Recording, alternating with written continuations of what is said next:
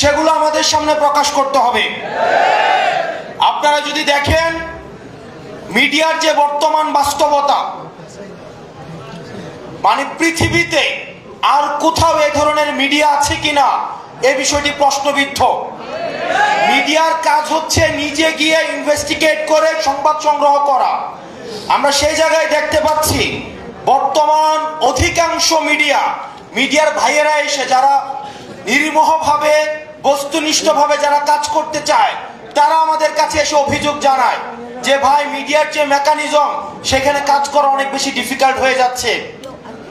Cantonment থেকে DGFI থেকে news লিখে মিডিয়াতে দেয় এবং সেইটা মিডিয়া ছাপায়। এবং আপনারা দেখেছেন সম্প্রতি মিডিয়া কিভাবে নগ্নভাবে এই গণ অভ্যুত্থানের সাথে যারা জড়িত তাদের ক্যারেক্টার অ্যাসাসিনেশনের জন্য, নারীদেরকে কিভাবে বিতর্কিত করার জন্য একটা অ্যাপ্রোচ নিয়েছে। আমরা মিডিয়ার প্রতি আহ্বান জানাবো। আমরা চাই মিডিয়ার থেকে বস্তুনিষ্ঠ এবং জনগণের যেই বক্তব্য, জনগণের যেই দেশ নিয়ে যে পরিকল্পনা সেটা সঠিকভাবে উঠে আসুক। অথচ আমরা মিডিয়াকে দেখতে পাচ্ছি গণমাধ্যমে আগের মতো ডিজিএফআই থেকে শুরু করে রাষ্ট্রীয় বিভিন্ন এজেন্সি সেখানে নগ্নভাবে হস্তক্ষেপ করে। কিছুদিন আগে চ্যানেল 1, ডিবিসি আমরা দেখেছি অভ্যুত্থানের সময় আমাদের ব্যক্তিগত অভিজ্ঞতা, অভ্যুত্থানের সময় যখন আমাদেরকে বন্দী করেছে, ডিজিএফআই যখন উঠিয়ে নিয়ে গিয়েছে, আমরা দেখেছি আমাদেরকে বসিয়ে রেখে ডিবিসি কে ফোন দেওয়া হতো, এই হেডলাইন চেঞ্জ করেন, এই নিউজ চেঞ্জ করেন। ডিবিসি তখন সেগুলাকে চেঞ্জ করত। আমরা দেখতে পাচ্ছি আগের মতো করে একই ধরনের মিডিয়া এখন তার চরিত্র আবার আগের মতো হয়ে গিয়েছে। এজেন্সি ছবি তুলে পাঠায়, সেটা মিডিয়াকে দেয় এবং মিডিয়া সেটাকে প্রকাশ করে। মিডিয়া এখন আর গণমানুষের নাই, সেটা এখন এজেন্সির মুখপাত্র হিসেবে কাজ করছে। প্রিয় মিডিয়ার ভাই বন্ধুরা যারা আছেন, আমরা আপনাদের কাছে বিনীতভাবে অনুরোধ করব, আমরা চাই না মিডিয়াকে আর কেউ নিয়ন্ত্রণ করুক। হাসিনা যেভাবে মিডিয়াকে নিয়ন্ত্রণ করেছে, বাণিজ্যিকীকরণ করেছে, বিভিন্ন অলিগার্ক শ্রেণীর মধ্য দিয়ে মিডিয়াকে নিয়ন্ত্রণ করেছে, সেটির অবসান ঘটুক। এবং আপনারা যারা গণমাধ্যম কর্মী আছেন, আমরা জানি আপনাদেরকে বেতন দেওয়া হয় না, শুধুমাত্র মিডিয়ার বুমটা ধরিয়ে দিয়ে আপনাদেরকে বলে এটা দিয়ে আপনাদের জীবিকা অর্জন করেন। আপনাদের ওয়াইজ বোর্ড নাই, আপনাদের নিয়মিত বেতনের কোনো ব্যবস্থা নাই। আমরা চাই আপনারা আপনাদের পক্ষে কথা বলুন, আপনারা গণমানুষের প্রতিনিধিত্ব করুন। কোন এজেন্সির প্রতিনিধিত্ব করার দরকার নাই, কোন বর্জুয়া শ্রেণীর প্রতিনিধিত্ব করার দরকার নাই। আপনারা বাংলাদেশের প্রতিনিধিত্ব করুন, বাংলাদেশ আপনাদেরকে ধারণ করবে। দ্বিতীয়ত, আপনারা যদি দেখেন গত 1 বছরে আমাদের অ্যাডমিনিস্ট্রেশনের চরিত্রের কোনো পরিবর্তন হয় নাই। বিগত সময় নির্বাচনের কথা যদি আমরা মনে করি, ওসিকে নির্দিষ্ট সংখ্যক অর্থ দিয়ে কিনে ফেলা হতো, ইউনুকে সাক্ষী রেখে দিনের ভোট রাতে করা হয়েছে, মরা মানুষ কবরস্থান থেকে এসে ভোট দিয়ে গিয়েছে। প্রশাসনের দায়ভার এড়াতে পারে না। আমরা দেখলাম 5ই আগস্টের পরে বঞ্চিত নামের এক ধরনের গোষ্ঠী এই অ্যাডমিনিস্ট্রেশনকে কব্জা করেছে। আমরা কিন্তু দেখি নাই গত 15 বছর কোন অ্যাডমিনিস্ট্রেটিভ অফিসার, কোন সচিব, কোন ডিসি, কোন এসপি তিনি পদত্যাগ করতে চেয়েছেন হাসিনার বিরুদ্ধে গিয়ে। প্রিয় যুব সমাজ, 5ই আগস্ট যদি না হতো তাহলে তাদের মধ্যেই আবার দেখা যেত হাসিনার পক্ষে, হাসিনার উন্নয়ন কেন প্রয়োজন সেটির পক্ষে দিস্তায় দিস্তায় আবার রচনা লেখা হতো, কলাম লেখা হতো, টকশোতে আবার কথা বলা হতো। আমরা একটি নির্বাচনের গণতান্ত্রিক উত্তরণের জন্য নির্বাচনের দিকে যে যাচ্ছে, সেটির আগে অ্যাডমিনিস্ট্রেশন সংস্কার করে আমরা এই ব্যুরোক্রেটদের আমরা ভূমিকা সম্পর্ক নিশ্চিত হতে চাই। যারা আগের 3টা নির্বাচনের সাথে জড়িত তাদেরকে দৃষ্টান্তমূলক তাদের ব্যবস্থা নিতে হবে। প্রিয় যুব সমাজ, সেটির বিষয়ে আমাদের ভয়েস রেজ করতে হবে মাঠে, এবং জনগণের মধ্যে সেই বিষয়ে সচেতনতা বিস্তার করতে হবে। আর কোন প্রশাসন যেন হাসিনার সেবাদাস হিসেবে জনগণের বিপক্ষে গিয়ে ব্যালট যুদ্ধে ব্যালটকে বুলেটের সামনে রেখে জনগণের বিপক্ষে কাজে না লাগাতে পারে। আমরা দেখেছি বুলেট দিয়ে ব্যালটকে নিয়ন্ত্রণ করা হয়েছে।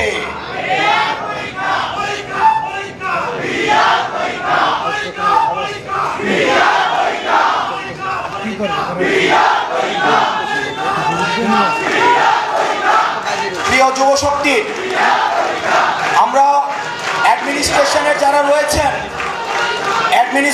যারা রয়েছেন পরবর্তী বাংলাদেশ বিনির্মাণের জন্য আপনাদের ভূমিকা অপরিসীম। আপনাদের সহযোগিতা আমাদের লাগবে। একটা বাংলাদেশ বিনির্মাণের জন্য আপনাদের গুরুত্বকে কখনোই এখানে গণ্য করার সুযোগ নেই। কিন্তু দয়া করে আপনারা এনসিপি পন্থী হওয়ার দরকার নাই, আপনাদের জামাতপন্থী হওয়ার দরকার নাই, আপনাদের বিএনপি পন্থী হওয়ার দরকার নাই।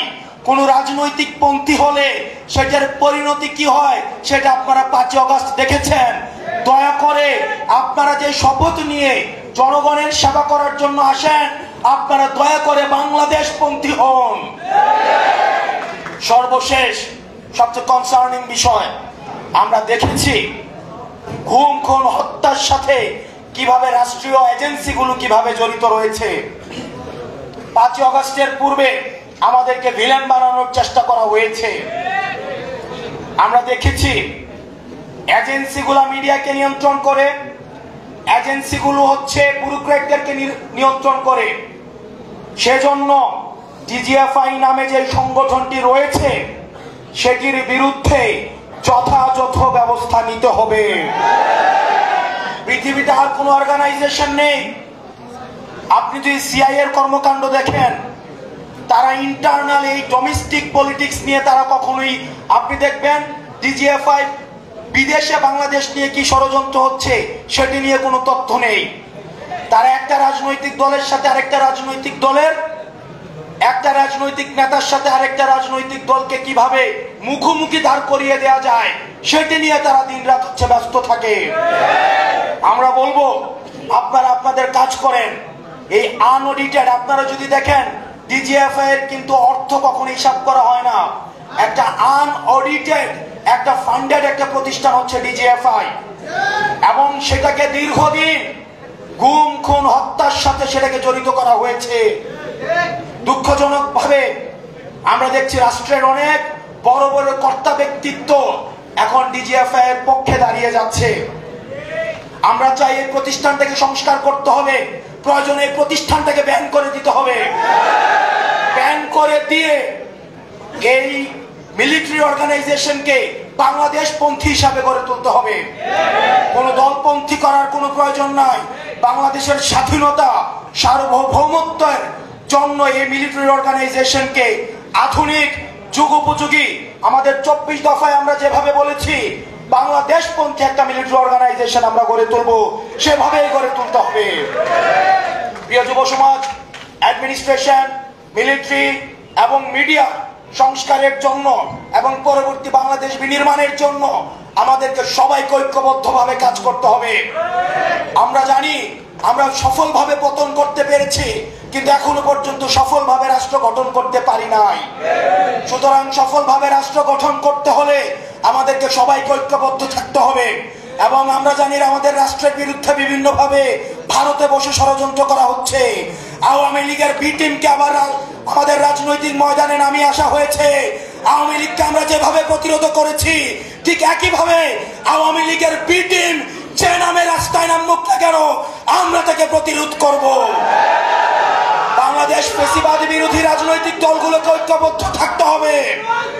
এখানে জাতীয়তাবাদী শক্তির যে রাজনৈতিক দলে এনি ভাই এখানে উপস্থিত রয়েছেন, জামাতে ইসলামের নেতৃবৃন্দ এখানে উপস্থিত রয়েছেন।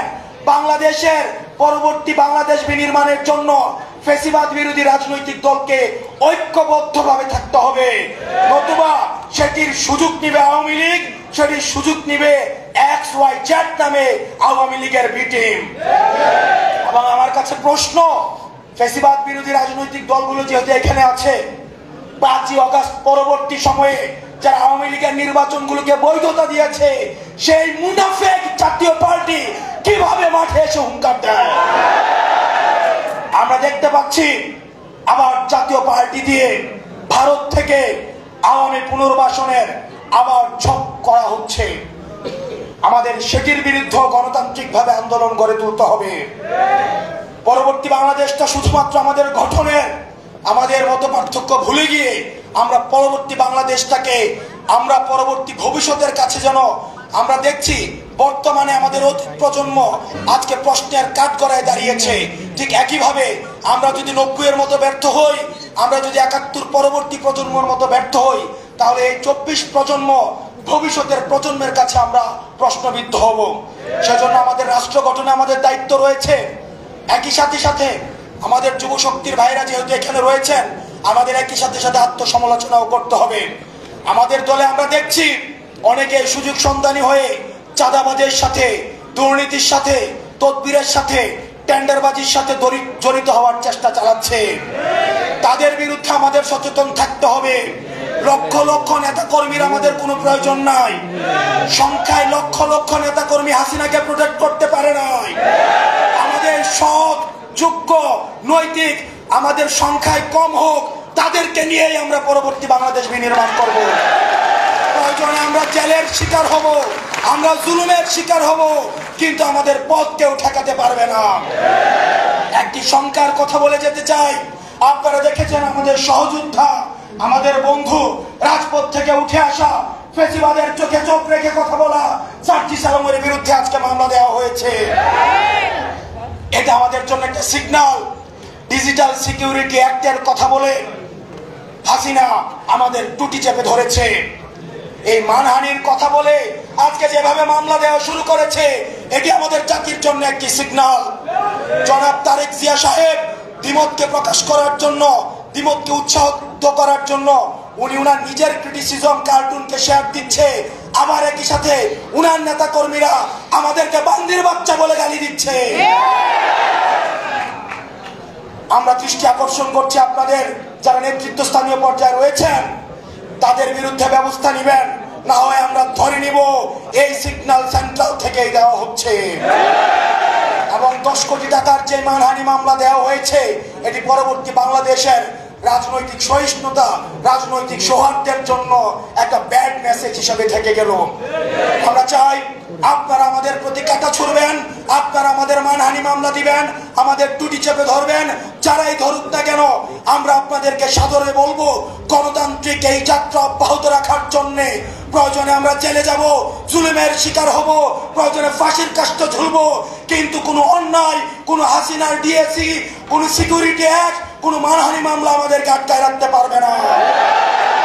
আমরা চাই ফ্যাসিবাদ বিরোধী শক্তি আমরা ঐক্যবদ্ধভাবে আমরা পরবর্তী বাংলাদেশ বিনির্মাণ করব। আপনারা সবাই ভালো থাকবেন, সুস্থ থাকবেন। ইনকিলাব, ইনকিলাব।